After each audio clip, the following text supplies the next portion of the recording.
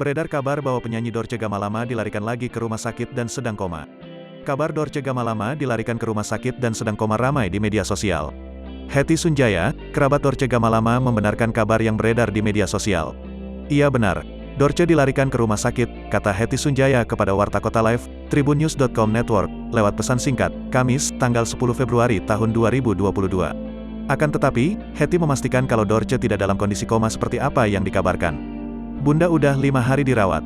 Kalau koma, enggak lah, ucapnya. Hetty menyebut Dorce dilarikan ke rumah sakit karena kondisinya yang kembali ngedrop 5 hari lalu. Jadi kondisinya ngedrop karena gula darahnya. Kita bawa aja ke rumah sakit biar dirawat secara intensif, jelasnya.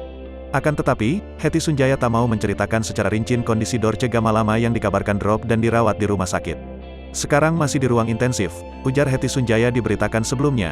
Akhir tahun 2021 Dorce Gamalama menyita perhatian publik karena dilarikan ke rumah sakit dalam kondisi tak sadarkan diri. Kala itu, Dorce Gamalama kesadarannya menurun akibat sakit gula darahnya yang kronis dan diidapnya selama 15 tahun belakangan ini. Kondisi Dorce Gamalama naik turun. Ia pun sering keluar masuk rumah sakit atas sakit gula darahnya itu.